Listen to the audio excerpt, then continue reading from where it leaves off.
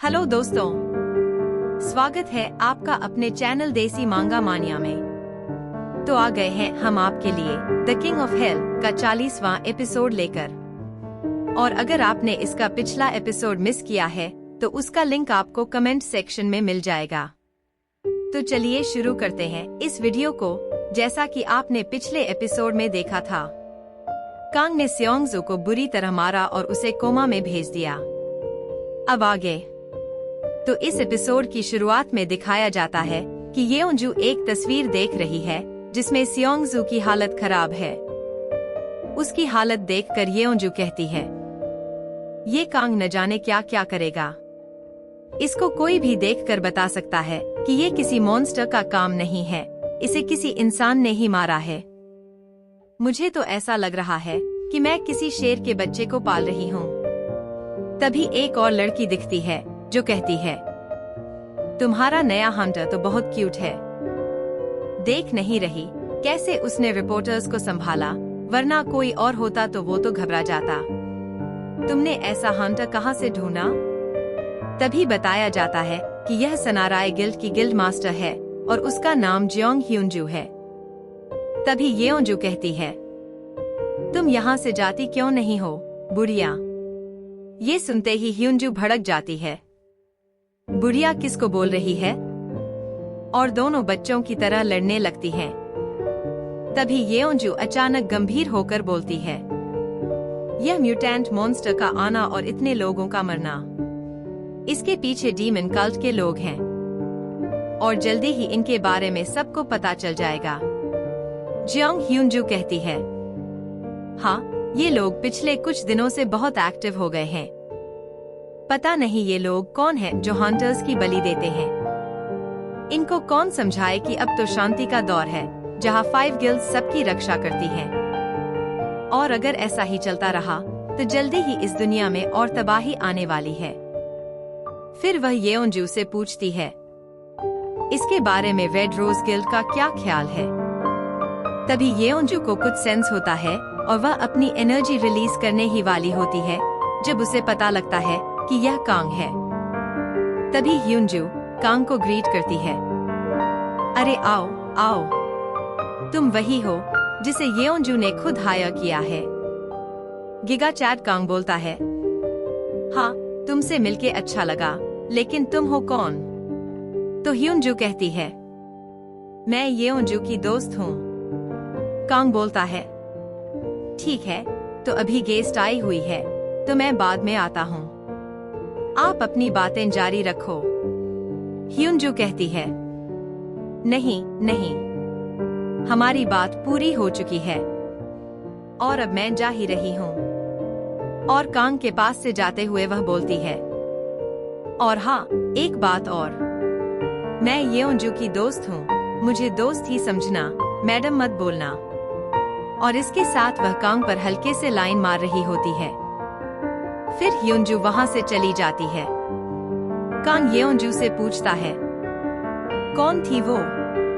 तो येओंजू कहती है, कोई नहीं, बस एक जानकार थी, कोई बड़ी बात नहीं है।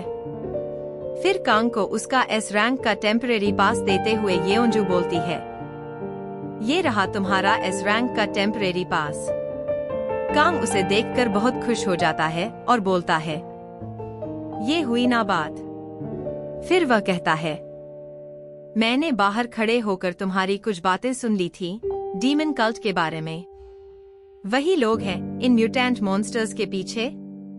तो येओंजू कहती है, कोई बात नहीं, वैसे भी तुम्हें एक न एक दिन तो इसके बारे में जानना ही है, तो मैं तुम्हें बता ही देती हूँ। ये लोग बहुत अजीब लोग हैं जिन्हें हम डीमन कल्ट कहते हैं। ये लोग अपने किसी रिचुअल के लिए हंटर्स को मार देते हैं और उनकी बलि दे देते हैं। और अभी कुछ दिनों में इनकी एक्टिविटीज बहुत बढ़ी हैं, जिसकी वजह से हमारी गिल्ड भी गवर्नमेंट का साथ दे रही है ताकि इन लोगों को जल्दी से जल्दी रोका जा सके। लेकिन अभी तक हमें इनके बारे में कुछ भी सही से नहीं पता। कांग बोलता है, तो क्या बाकी के गिल्ड्स को भी पता है इन डीमन कल्ट के बारे में? येओंजू कहती है, मुझे इसके बारे में नहीं पता। शायद उनको भी पता हो इस डीमन कल्ट के बारे में, लेकिन गवर्नमेंट के साथ हमने ही हाथ मिलाया है। कांग बोलता है, तो क्या ये सब गवर्नमेंट के रिवॉर्ड के लिए कर रही हो? येओन्जू कहती है, नहीं, ऐसा नहीं है कि हम गवर्नमेंट के लिए फ्री में काम कर रहे हैं, लेकिन सिर्फ यही वजह नहीं है। डीमन कल्ट ने हमारे बहुत से लोगों को मारा है, जिनका बदला मुझे उनसे लेना है। यह कहते हुए येओन्जू बहुत गुस्सा कर रही होती है, क्योंकि उसके बहुत से साथियों को डीमन कल्ट वालों ने मार दिया था, और उसका किलिंग ऑरा देखकर कांग भी एक पल को सोच में पड़ जाता है कि ये तो बहुत पावरफुल है। फिर कांग सोचता है, तो यही मौका है जब मैं इसकी पावर्स का पता लगा सकता हूँ इससे लड़के। तभी येओन्जू बोलती है, उससे बढ़के तो अभी ये है कि मैं तुम्हारी हेल्प चाहती हूँ, ताकि हम इस डीमन कल्ट को जड़ से खत्म कर सकें। हम ये तो नहीं जानते कि ये डीमन कल्ट के लोग कितने पावरफुल हैं, लेकिन मुझे ये पता है कि हमारी तरफ से लोगों की कमी है। तो जो मैंने कहा था कि वक्त आने पर बताना कि मेरी हेल्प करोगे या नहीं, तो वो वक्त आ गया है। अभी तुम्हें बताना होगा, क्या तुम इस डीमन कल्ट से लड़ने में मेरी मदद करोगे? कांग सोचता है और बोलता है, ठीक है, मैं तुम्हारी मदद करूंगा। अब तुमने मेरे लिए इतना कुछ किया है, तो मैं तुम्हारे लिए इतना तो कर ही सकता हूँ।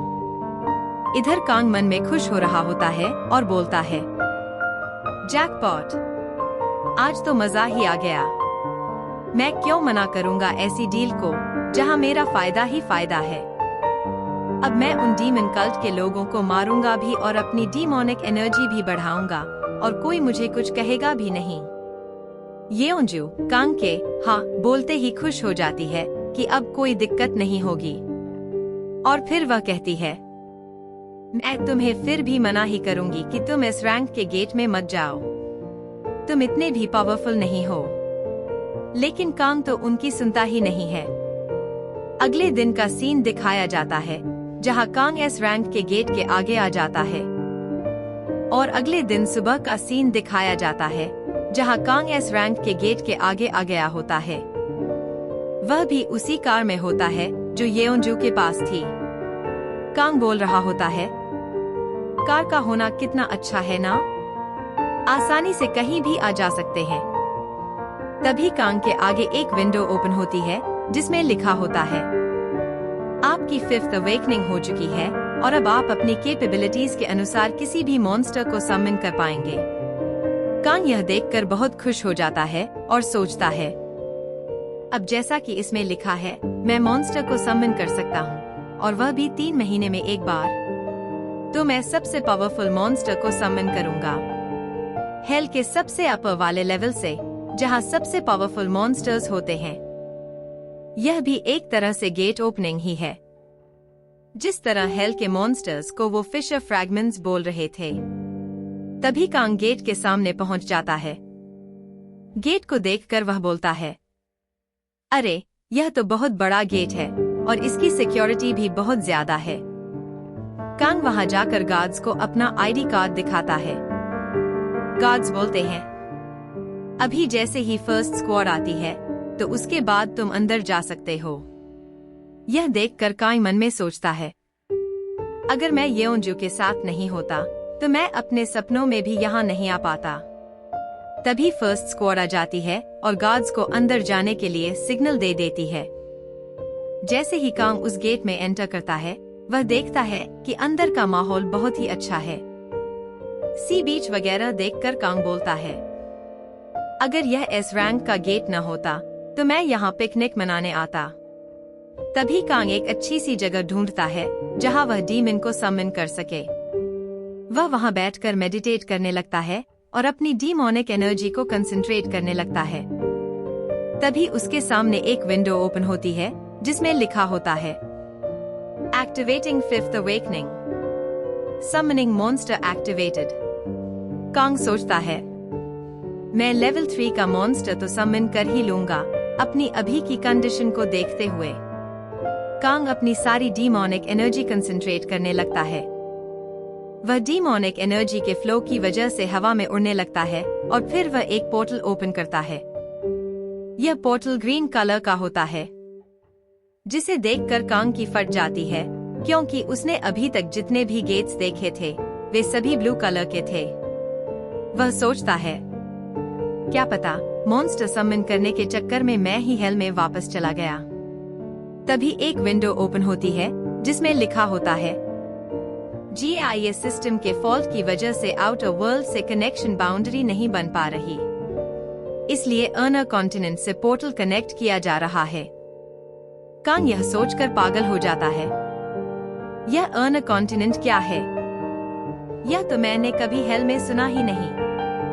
तभी उसके सामने एक और विंडो ओपन होती है। तुमने सक्सेसफुली एक मॉन्स्टर को समन कर लिया है। यह डीमन ड्रैगन कारगास की बेटी है, जिसका नाम एकिडना है। इसकी रैंक S है। इसे तुम्हारे समन मॉन्स्टर के रूप में रजिस्टर किया जा रहा है, लेकिन दिखाया जाता है कि एकिडना बहुत इंजर्ड है। उसे किसी ने बहुत मारा है। कांग तो एक ड्रैगन को देखकर ही शॉक हो जाता है।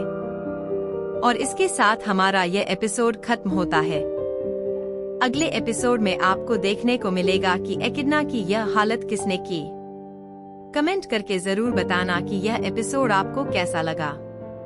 लाइक, शेयर और सब्सक्राइब करना हमारे चैनल को, ताकि हम आपके लिए ऐसी ही और भी अच्छी सीरीज लाते रहें। मिलते हैं अब नेक्स्ट एपिसोड में। तब तक के लिए बाय बाय, टेक केयर।